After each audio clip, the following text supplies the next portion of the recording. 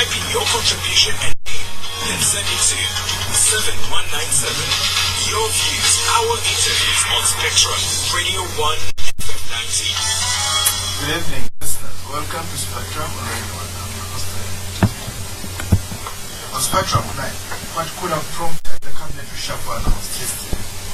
Yesterday, President Yoweri Museveni made the much anticipated cabinet reshuffle, brought in new faces and reassigned some ministers so that the new ministers include David Bahari, who is now State Minister for Planning, Godber, State Minister for Higher Education, Science and Technology.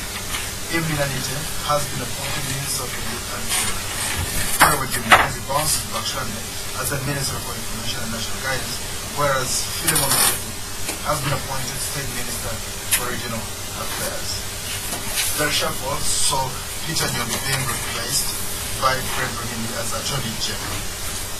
Maria Chuanka appointed Senior Presidential Advisor on the Bretton Woods Constitution and replaced by Matia Kasaida, who is now Minister of Planning, Finance, Planning and Economic Development. Mururi Mukasa is now Minister of Gender, Labour and Social Development, replacing Mary Karoka, who now takes over his former position of Secretary Minister. Engineer John Bibadan now takes over as Works and Transport Minister, replacing Abraham Diaz-Garre, who is now Minister with a portfolio. Even Anita is new, then is Youth and Children Affairs Minister, replacing Ronald Chiwe, who is now the State Minister for Water. That aside, there has been a positive development on electoral reform ahead of the 2016 election, with all registered political parties in the country agreeing on the need to reconstitute the Electoral Commission. The Speaker of Parliament today received electoral and constitutional reform proposals from the Parliament dialogue, which is made up of all political parties with representation in the Parliament and the National Consultative Forum, comprising of all political parties in the country and the Electoral Commission. Both agree on the need to reconstitute the Electoral Commission through a transparent public process led by the Judicial Service Commission. IPOD has, however, reported lack of consensus on other issues, including reinstating presidential term limits, stopping representation of young youth and workers in the Parliament, and the proposal to introduce a proportional system of Congress where Parliament elects a president. So now we analyze the politics behind this cabinet reshuffle and the new development on the constitutional and electoral reforms. Our guests tonight, Engineer Omar, Acting Secretary General of the Justice Forum, Party and also known as JEEMA. You're most welcome, Engineer Craig. Thank you very much. We also joined by Mr. Godber, Associate Director of the President's Institute, also registered as well as Development and Government Science, but you're most welcome, Godber. Thank you, Edmond. Good evening, listeners. Well, these are our analysts. We invited the government spokesperson, Mr. Omar, who was at the council, has been very tender to them. He said he would send someone to see this program, so sure. Godber, what do you read in President Museveni's latest cabinet reshuffle? It has many reshuffles from 1999. Actually, sometimes it's also misuse of terminology in the sense that we call a lot of it, we call it cabinet reshuffle, but I think what President Museveni has been doing really is more cabinet recycling than reshuffle. And it is exactly the same point that he's made in this cabinet, because if you look at the cabinet lineup, at the top, I don't think that there is any new face that comes in at the cabinet level. What you would call a reshuffle are the people who have been holding deputy positions, who have been elevated to senior ministers. And I think I would want again to say that when it comes to when you approach this from an analysis perspective, you need to understand that cabinet reshuffles normally communicate are supposed to achieve two objectives or communicate two messages. One is that by the nature of the appointments, the quality, the character, and the personalities of the people you appoint are supposed to point to signify or signal certain policy directions or certain shifts in public policy. Now, in Museveni's cabinet reshuffle, that does normally never really surfaces. The second objective, which is normally a personal objective to the politician or the appointing authority, is that you reward your supporters, you reward your constituencies, and I think President Museveni's cabinet appointments have always been about rewarding supporters and constituencies. And the third point that I would make is that in all the cabinet reshuffles that we've had, I think with the exception of the reshuffle that brought in Dr. Shruma, if I can recall very well, Dr. Ezra Shruma, there is no cabinet reshuffle that President Museveni has made that really points to the fact that he is interested in improving government efficiency and performance. If anything, every cabinet reshuffle just bloats the entire government system, and again you can see it here. Minister Maria Chwanuka, former Minister Maria Chwanuka, being dropped as Minister for Finance, but being appointed as senior presidential advisor for something. So most of these guys normally don't go away. Don't be surprised if someone like Peter Nyombi is appointed some RDC somewhere one of these days, because yeah, so they always find some place to be. So what do I read in this cabinet reshuffle? I don't think that it's in terms of government efficiency and performance, there is no significance at all. I think that the president has been able to reward some of his ardent supporters. I think the famous Ivry Nanita is rewarded for kneeling down, which I think is good for her. But I mean, if you look at Honorable Banita's record and you say, okay, minister for you, so what does that mean? And you can talk about it for all the other ministers. So I wouldn't read anything significant in terms of public policy shifts or policy direction that the country takes. Maybe just some 30 seconds, just one additional thought. That I have been studying President Museveni's cabinet since 1986, so I track all the ministerial appointments, the changes in the ministries, and what you see is that President Museveni never runs government or never constitutes government, because a government is supposed to be constituted after elections. After elections, you name your cabinet, the cabinet is sworn in, it is that cabinet that runs government for 5 years. And essentially that's in practice. In practice that's how it's supposed to happen. The only changes that happened during the 5 years is where a cabinet minister has resigned or the person has been fired for incompetence, whereby the appointing authority fires you. And this is important because after 5 years, it is the government that is supposed to be held to account. Now, in this case, you are reshuffling cabinet 6-8 months before an election. So, what point are you making, or what kind of government are you constituting, and who is going to be held accountable for the successes or the failures of the last 5 years? So, as far as I'm concerned, when you look at the tracking that I've been making on the cabinet ministers, you really make a conclusion that Uganda has never had a government where a government is described as a cabinet headed by a chief executive. What about Godber? I mean, like you said, I've tracked this since 1986. The last time I checked, well, first of all, the last cabinet should have 6 technical ministers. Trust me, long-term agriculture expert. Honorable Maria Chwanuka, long-term finance experience. Engineering, you had there about 6 of them. That showed the side of the direction was bringing technocrats. But you're talking of technocrats in a sea of over 80 ministers and state ministers, and I think there is no way, no matter how smart you are, you can't run a stadium-sized cabinet and say that's a crowd that makes decisions. Well, that's not how decisions are made. You are running a Congress party, or a communist party Congress to run government. Because even with China, the communist party, there is an inner circle of people that make decisions. In our case, it would be the cabinet. But a cabinet of 80 people really with all kinds of groups of individuals, I don't think that you can achieve the levels of efficiency and performance that the country deserves. And there was a time when you had 6 professors, 6 doctors, people. And the professors normally are the ones who behave in the most strange way. We had the Kidu Makubia, Professor Kidu Makubia, Attorney General. I think some of the decisions he made definitely did not pass for decisions of a first-class law degree, Harvard graduate, and you can look at all the professors, and there are several of them incidentally. When they go in government, it's very difficult to imagine what exactly happens when these guys enter into government, because even their character and their thinking and what they say, it completely changes. But we won't say anything about the food on the side. Omar, talk to us about this. What do you mean is cabinet reshuffle? Well, I think this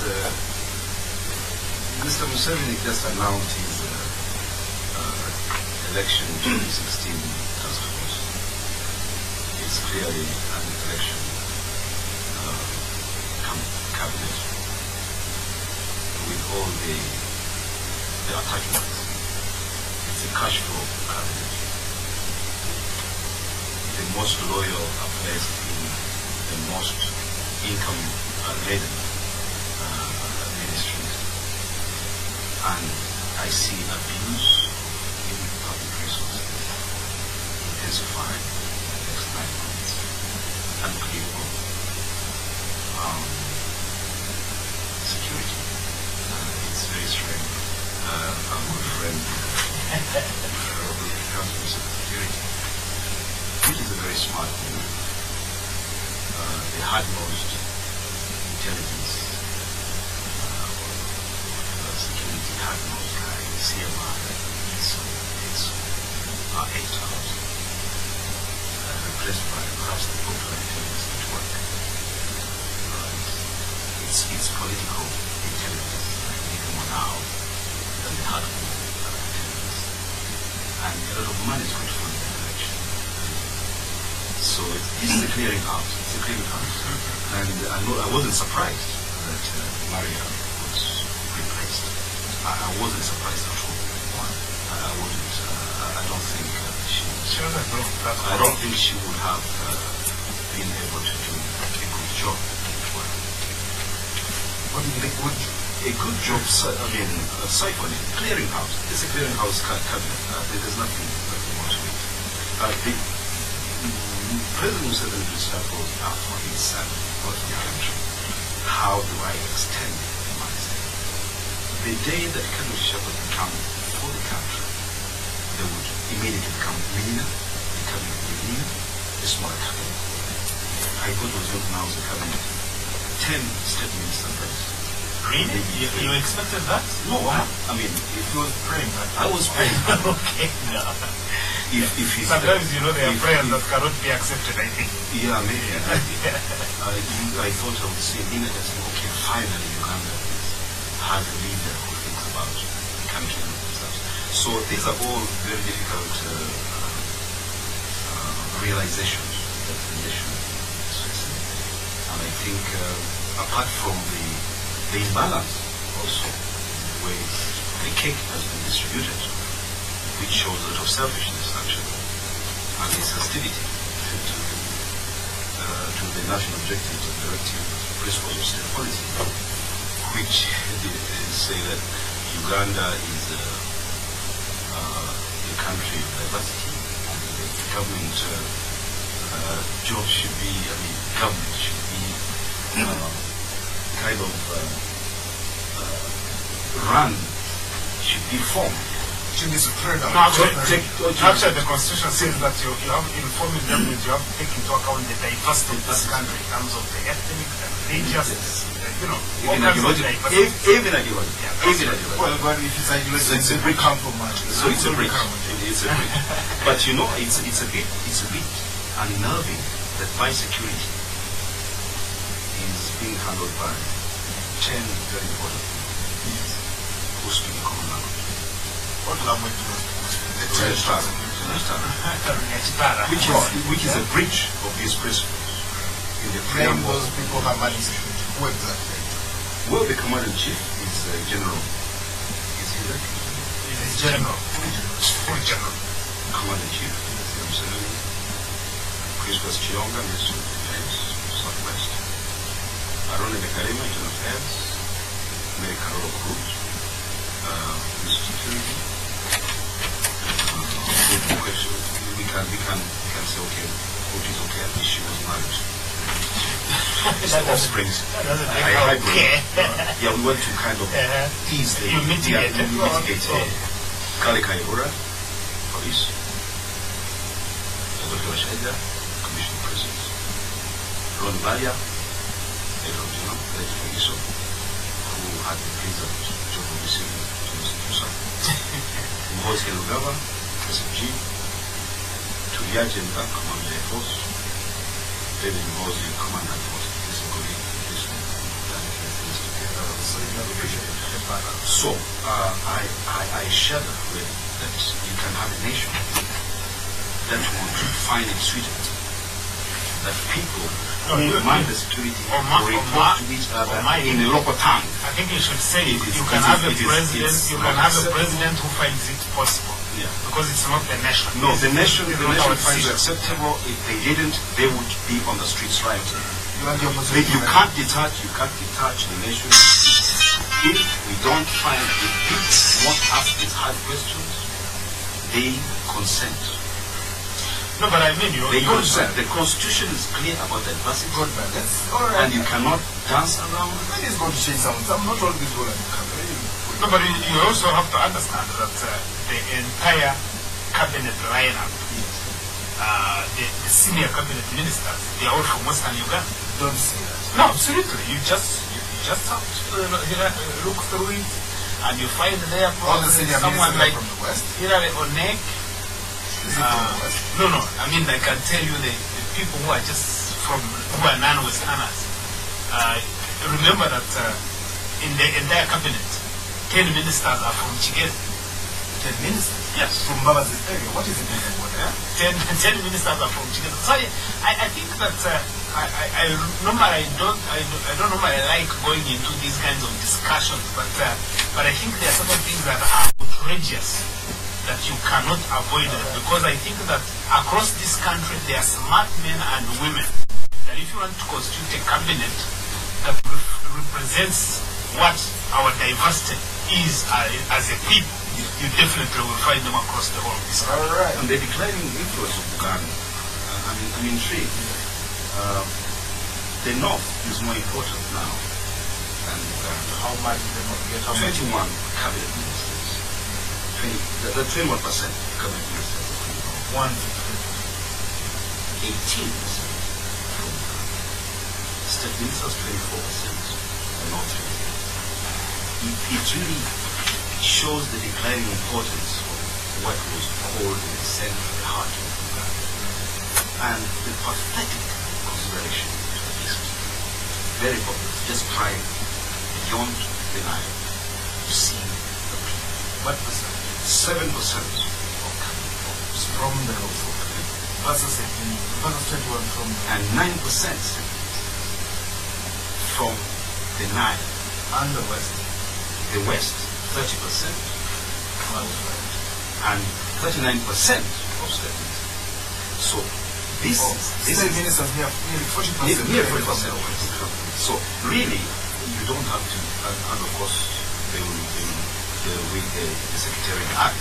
Good, but the Constitution is clearer than that. Out of 31 senior ministers, out of 31 senior ministers, it's only 9 that come outside Western Uganda. Even 2/3 for senior ministers. Yes. So that he's trying to blackmail people from the West. I mean, there are smart men and women across the breadth of this country that God can afford to do something. Let's look at the fresh blood that was brought. How Mr. Jim But how is Jim Where's your fresh blood? Honorable Barrios, Honorable Anita, Honorable Bahaji, Philemon Matema, the top four. Why was Philemon Matema? These are not money. Why is I actually think that the bringing in of Philemon Matema just demonstrates how disrespectful we are as a country. That you can bring a 92-year-old senior citizen. He's not 90. That is what is reported so far. 92 years old. 92 years old. He's younger than Mugabe. Yeah, that's what has been reported, and nobody has disputed it. At least we haven't had any statement coming from cabinet. And you get a 92-year-old senior citizen, and you want him to be flying on the plane and going to Juba and Addis and Kinshasa and wherever, dealing with regional issues, and you are like, give me a break. What exactly is the magic in this person? And trust Ugandans that even Philemon Mateke will probably accept the appointment. What do you mean? Yeah, I mean, how What's wrong with you? No, it's uncritical. You're supposed to have your country. No, it's you know, the senior citizens, there are so many senior citizens in this country. They serve this country differently, but there are certain things that you really don't want to be involved in. I remember the time when Professor Umayo was dropped from cabinet and appointed an ambassador. I think the story went that, you know, he was like, at my age, I shouldn't really be flying out of this country to go to be an ambassador. I should be stabilizing here at home. And I think that's what decent senior citizens should be looking at. But also for the president, and I don't care really who the president is, for any president in this country to be appointing a 92-year-old senior citizen to be a minister, I think that's... You prefer to appoint that's disrespectful. Someone younger, age. Someone Omar, having said all that, I want to put on record that I'm happy for JEEMA is a pro-youth party. Brilliant, It's a pro-youth party. I don't, of course, we have issues, how she also started. That's a different issue. But I think it inspires young people to take Really? JEEMA is getting the 37-year-old president, which is a conscious decision. So we feel good when generation... Omar, don't you think that there are young people who are uninspired by Anita? Well, of course, Besige inspired us. He was 13 when I thought they were minister. Who else? Turning to 26 as Yeah, you don't displace this. Young people should know they can take charge and live the redundant life they live. Right? Unfortunately, the way young people who make it now, as opposed to those that make it used to make it yesterday, is that the young people now must play psychopaths. Right? Before they were in the struggle, they take part in it. That's why you see, you saw walk to work, you saw the young people are praying for the older people. They need kind of a CJ and pray for him. They're praying for him, you say. So instead of seeing more young people in the front line, they get a sacrificial lamb, put it over there, and pray for him. That's why one day we told them, don't pray for me, okay? Pray for yourself. So the inverted pyramid, you know, it's the people in the sunset that are being on the front line. And those who should be in the front line actually watching soccer and dancing on Monday. Now that's a problem. Everybody does, but not on Monday, on Tuesday. We used to do it on Saturday. So this is the problem, that the young man and woman of today is playing very well. Let's take a break with that. This is Spectrum Radio. We'll talk about this in my electoral. This is Spectrum Institute. All the talk you have.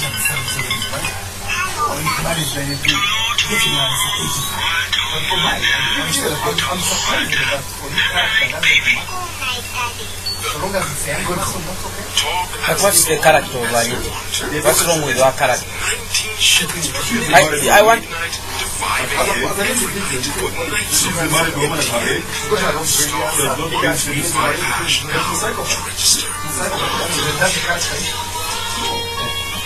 Everywhere you go. Much-awaited Kalinge wine connoisseurs festival this year. Come, join us Sunday 1st March 2015 from 10 a.m. at the Sheraton Gardens for a day full of music, child-friendly fun, and of course, red wine. Featuring performances from Sophia, issues within the own political party. with Michael Kitanda.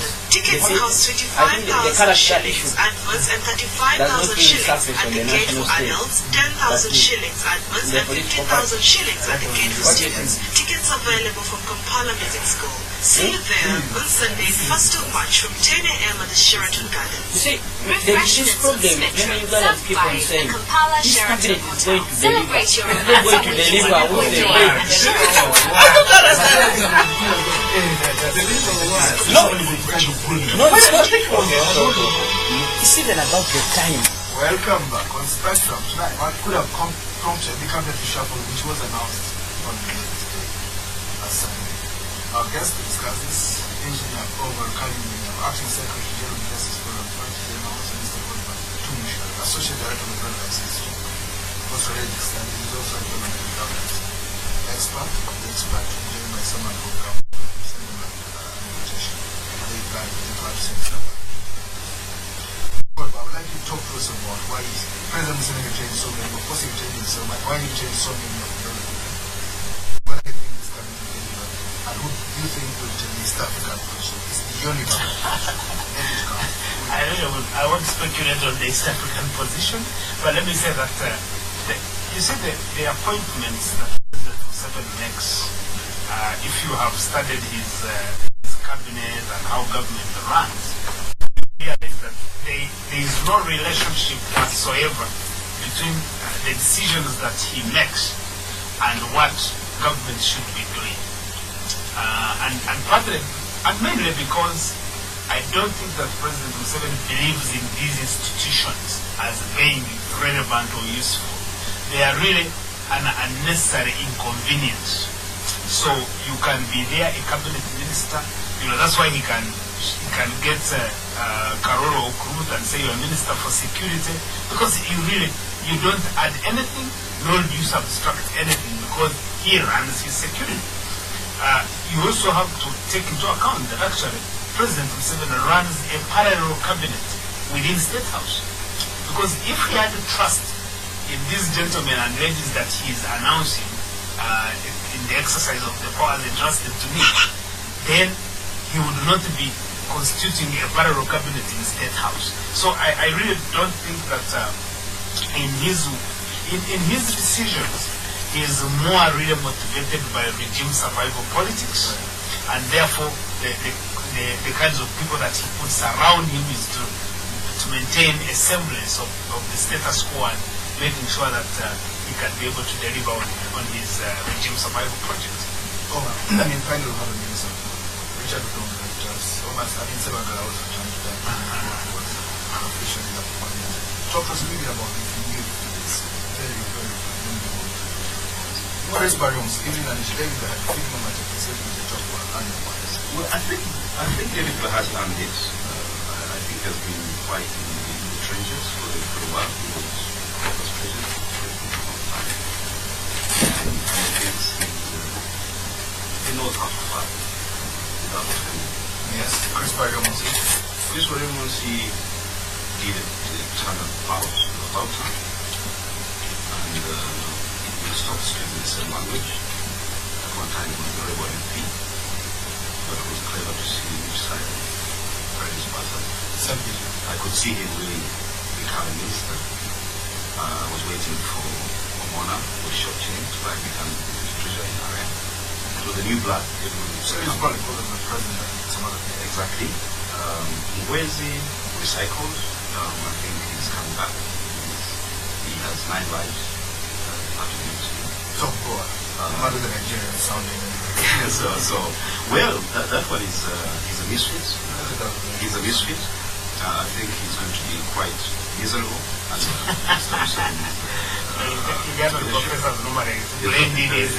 Very miserable.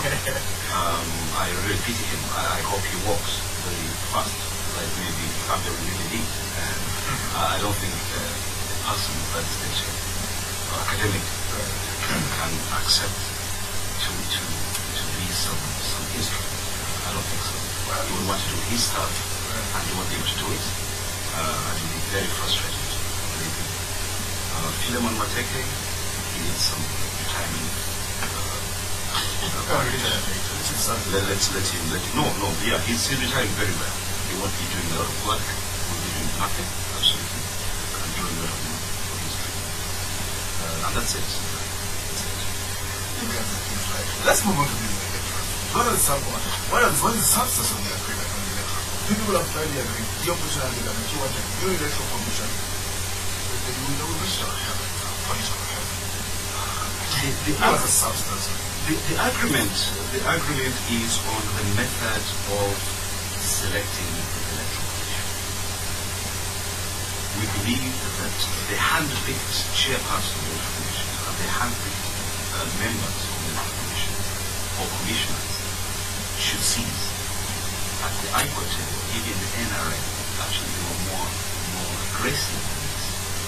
They say we should follow the king path. King is to be very near. To be chair of the electoral commission, you're interviewed on TV, in public, they ask you a question. Live television. Yeah, so there will be a separate selection committee which will disband after the questions. And there will be shortlisted applicants. I want to apply. Well, I want to be recommended by, I want to lobby my presidential community. I want to lobby my church. I want to lobby my boss community. And so, well, these are the tier people recommended for chairperson of the commission. And I want to appear on TV, be in the free public, so that nobody ever thinks I was favored.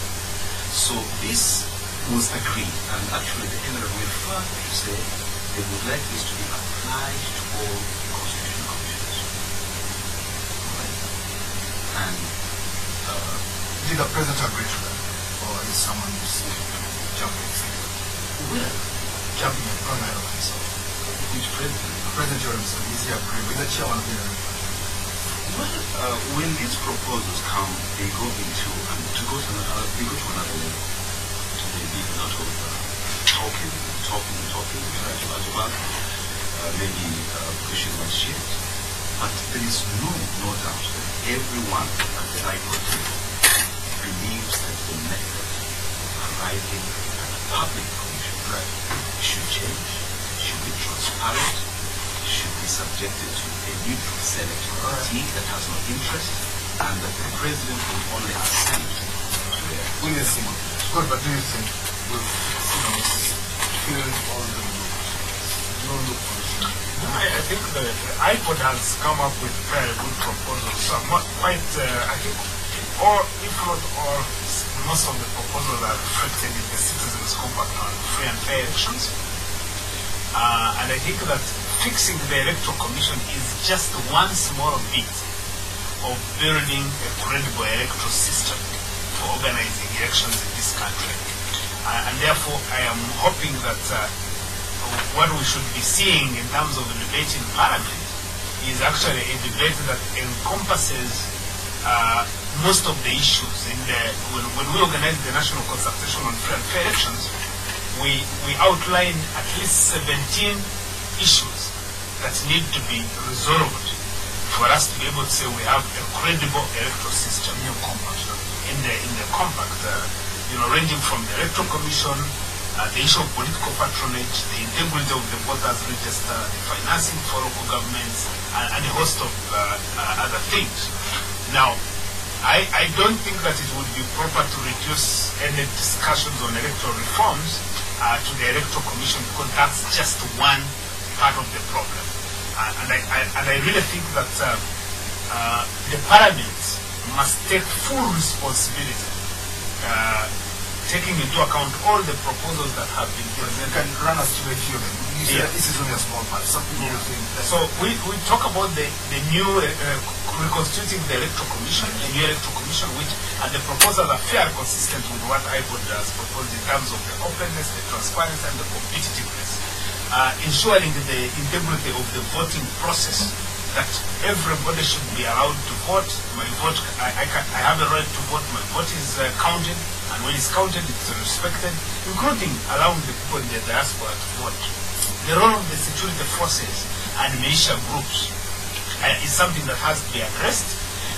Right now, there has been a continuous emergence of militia groups, some of them sponsored by the government, others sponsored by the other political parties. I think that one of the most extensive militia groups in the next elections is going to be this group of people called crime preventers. And militia groups are those groups that have military training, whether basic or otherwise, but they have no command and control structure, and there is no law to regulate their activities. The integrity of the campaign process, how do you make sure that the campaign process is not abused? Addressing the system of patronage. At the heart of the problem in this country is the whole system of patronage that has emerged, separating the state from the ruling party. The fact that the NRM has captured and more or less like swallowed the state of Uganda, and you cannot speak about the ruling party and the state. Demarcation of electoral constituencies, where the president moves around the country declaring constituencies and administrative units. Then the issue of freedoms to organize and assemble, that you can't have a free and fair elections without all the players having the liberty to organize and assemble. Selection of presiding officers, processing of electoral materials, ensuring the integrity of the tallying process, an independent and credible judiciary to adjudicate election disputes, internal democracy of political parties, relationship between citizens and their members of parliament, the representation of special interest groups, where we propose that the army and the workers should not be represented in parliament. The army out of parliament. The army and the workers, funding for local governments, the tenure of office of the president, and then of course part 18 of the compact was how is this going to be implemented. Omar, what did you fail to agree on? You were in the opposition and well, let me start with what we agreed on.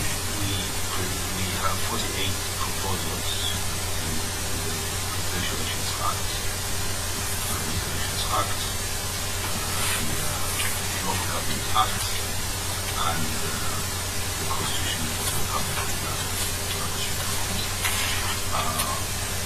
The groundbreaking proposals were few but quite pronounced. We propose the Constitution to become the basic electoral district. Right? Before now, the district was the tally center. We said no, the results of the constituency be declared the constituency. you want the results to be declared as the constituency. Because between the constituency and the so-called tally center of the constitution, everything is happening.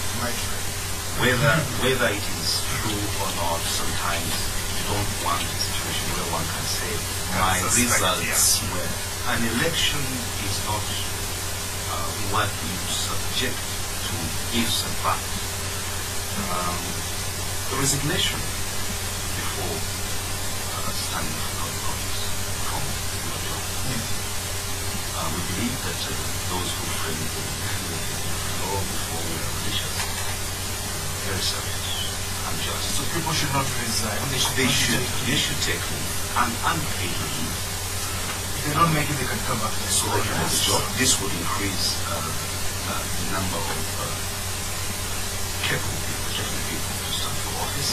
They would also, it means the quality of parliament would rise, but also reduce the do or die of the political right.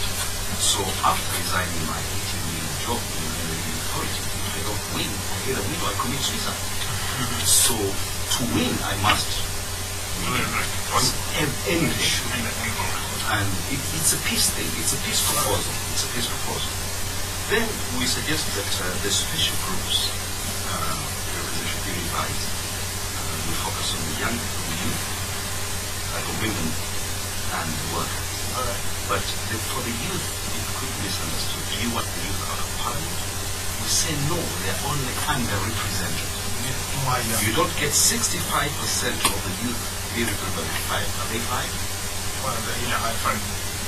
That is tokenism. How many? 5%. We want the PPOA to win.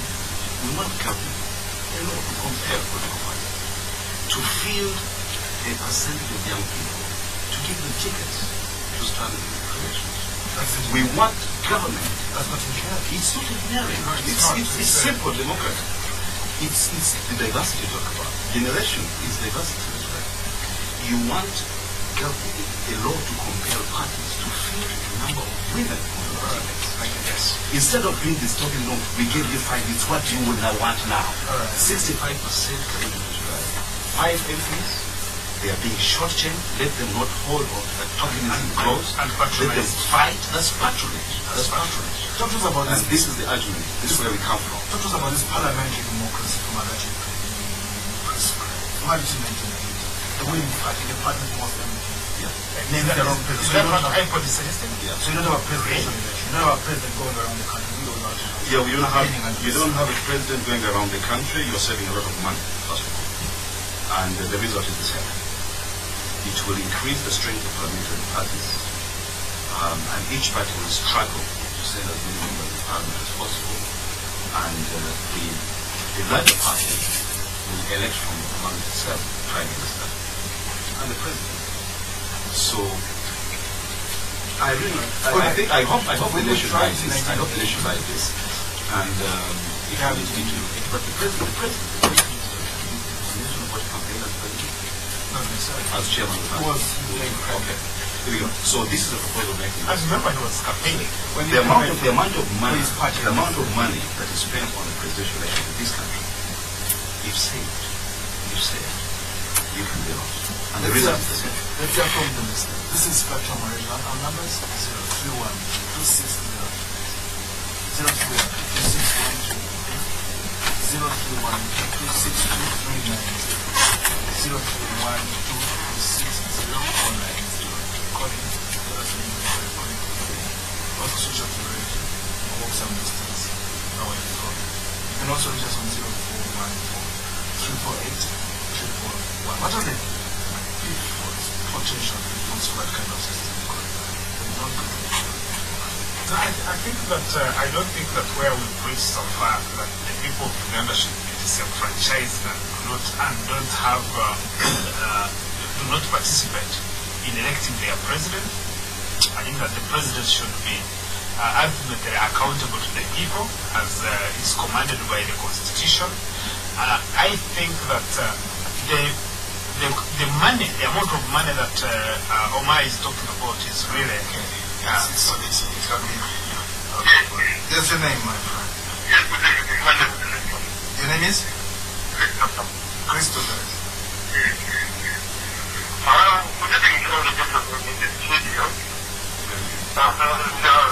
My question is this. I would like them to give us a list of names. Now, as they say, they have criticized us as the ministers. Let them tell us who they choose, like in the sake of Mateke, and all these other ministers, they should have come. Who should really come? Let them give us some names. They say, instead of this one, I think this one has been chosen. Thank you very much. Spectrum. Yes, your name. This is your radio.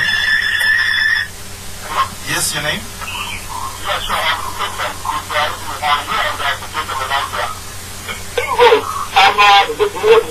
The issue taken by the gentleman, I think are very good issues, are very good aspects, and that will not be able to work this country.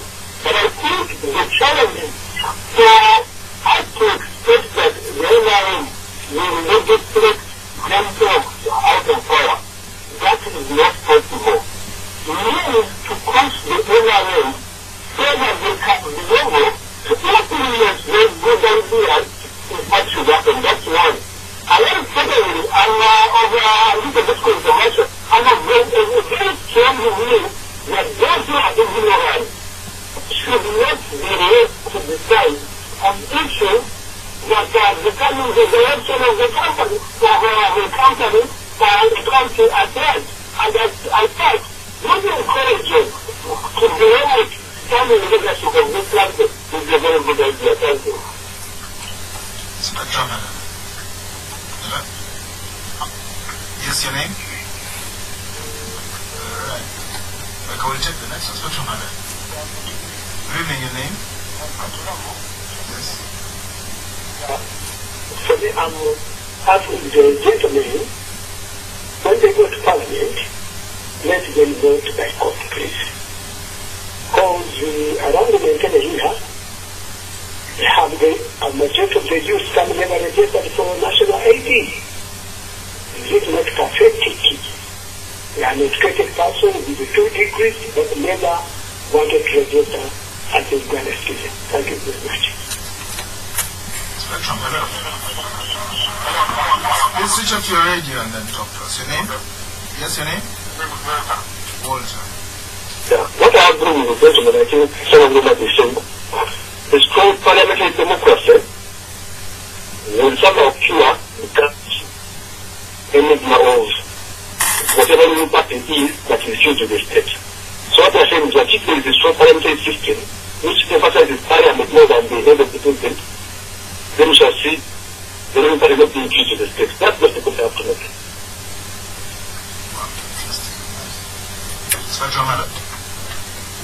I guess we'll get back here. The Godber would like to sort of what No, I think that changing the system of government is really a fundamental shift from the practice that we are used to. Ugandans have been accustomed to, being able to partake in the decision and determining who has to be the president.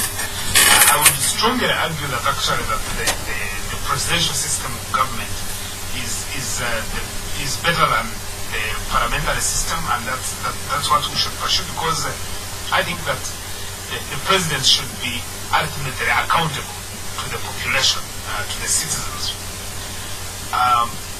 But what we need to be doing is to be able to make sure that we have built the system and put in place rules that enables regular changes in government in which the president. So that's why the whole idea of presidential terms was always important, as was well considered by the Constituent Assembly.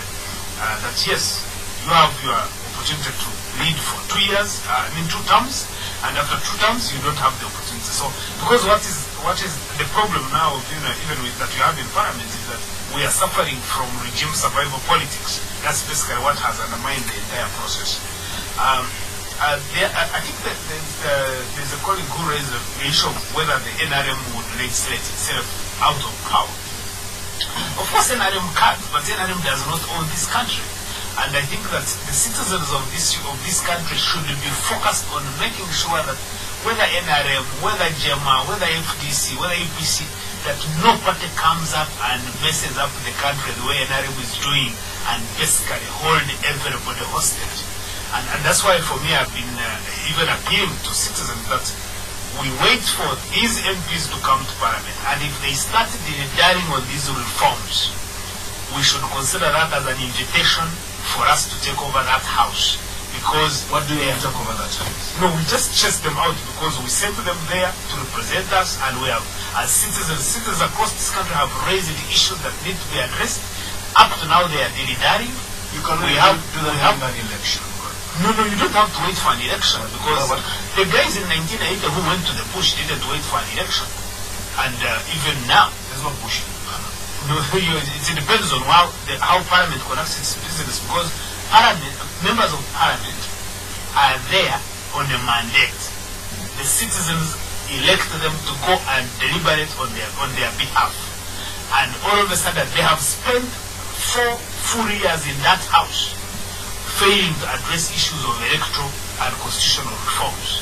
Now we are down in the final year of government, and there is nothing on the floor, and the speaker is dilly-dallying, the government is dilly-dallying. The speaker has been calling for this. Yeah, but so that means that she doesn't have control over the house, because she should have figured out how to get legislation into the house. The government is dilly-dallying.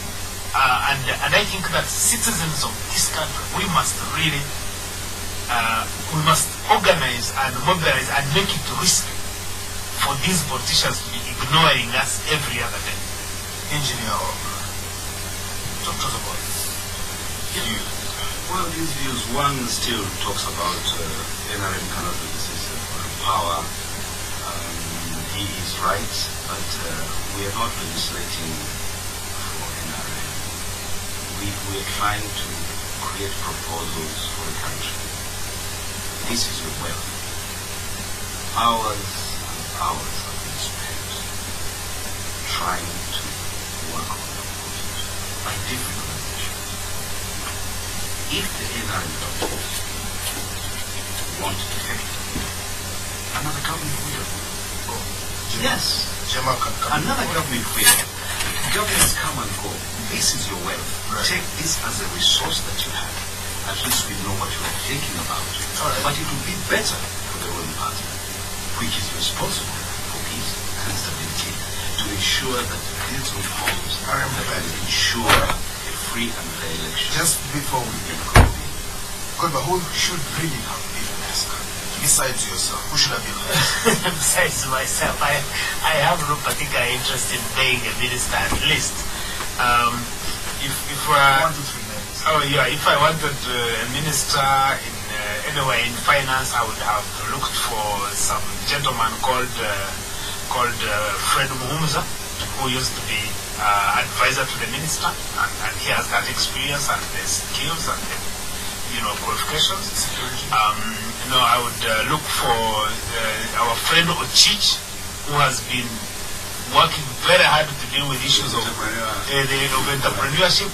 I would be looking at him as the minister for youth, because we are dealing with issues of joblessness. And I know that if I was appointing a minister for, I would look for Jacqueline Asimwe and appoint her minister for gender. Those are the kinds of people that I would be looking for, and then you have a new government or new faces in the government. No, I don't have any. Yes. I don't want anyone to be messed up. They will be messed up by you. Just be messed up. You cannot work. I hope I haven't messed up anybody. The present system. You cannot work under this present system if you still have your mind. We have to go. Thank you very much. Indeed, our guest now, Omar Kalinge, Nyago, Acting Secretary General of the Justice Forum, but they also call him Jema. Thank you for coming tonight. Mr. Godber Tumushabe, Associate Director of the Global Institute for Social Studies, also Development and Governance Expert. Thank you for coming tonight. So, thank you for tuning in. I've been able to take more Kizito. Up next, that is in English. Special morning back tomorrow. Omar, you have a better answer. If you have your mind, you can't.